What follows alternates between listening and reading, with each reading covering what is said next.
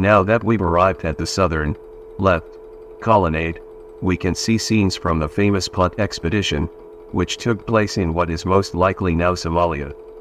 Under the command of Commander Nasi, 5 large ships full of fine Egyptian goods set off on the long voyage from a Red Sea port close to Wadi Jajus. Then it returned bearing the riches of the land, ivory, gold, cattle, incense trees, and myrrh trees.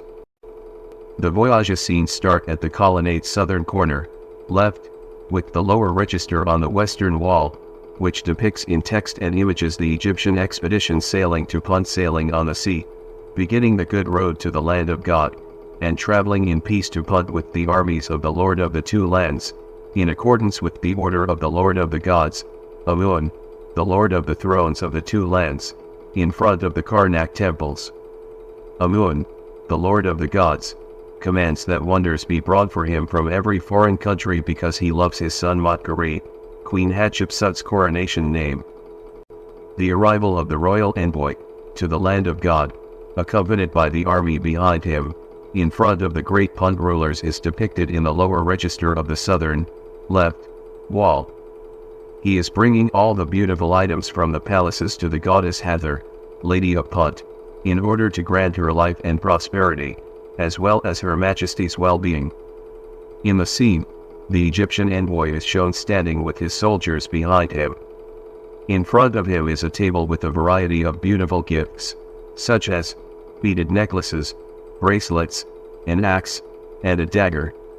The leader of Punt, Barho, is facing him. His wife, Eti, with her plump figure, and 2 of his sons and a daughter followed him. The donkey which the wife will ride is shown next, with a funny caption above image that says, "Is donkey carrying his wife?" The next scene shows a few members of the Punt people in front of their village and their homes, which are represented as huts built on supports and ascended to by ladders, and there are animals grazing in between them. The people of Punt are described in the writings above as being amazed by the bravery of the Egyptian sailors and asking, "How did you get here? That people are not knowing of in this country. Did you come from the sky? Or did you navigate by boat?" Above this scene, we can see the tent that the Egyptians had set up to welcome the greats of Punt. According to the palace's instructions, they brought them bread, beer, wine, meat, fruits, and everything from Egypt to greet them. The Egyptian envoy is shown in front of the tent in this scene, with a pile of incense placed in front of him and presented to him by the leader of Punt, who came with his wife, who attracted attention with her plump figure, and one of her followers who was carrying gifts. The scenes in the upper 2 registers show Egyptian soldiers transporting incense trees with their roots in clay baskets. The scenes are divided by a waterway and depict different Red Sea fish scenes. These scenes demonstrate the Egyptian artist's intelligence, accuracy, and ability to capture and record the environment in landscapes. Continuing, we view the scenes on the western wall from the 2nd register next to the southern, left, wall. Next, we see a scene of the large ships being shipped with the wonders of Punt, in which we notice the men walking on the scaffolding and carrying the various trees into the ships, followed by the scene of 3 ships with their sails spread out, ready to sail to Egypt. Above it is a text that mentions sailing and arriving safely at the Karnak temples. Next, we witness a scene in which the people of Punt, who bow their heads in respectful greeting, arrive and offer gifts to the Egyptians. Subsequently, scenes depicting the destroyed image of Queen and her soul, Ka, present the bounties of Punt to the god Amun in 2 rows.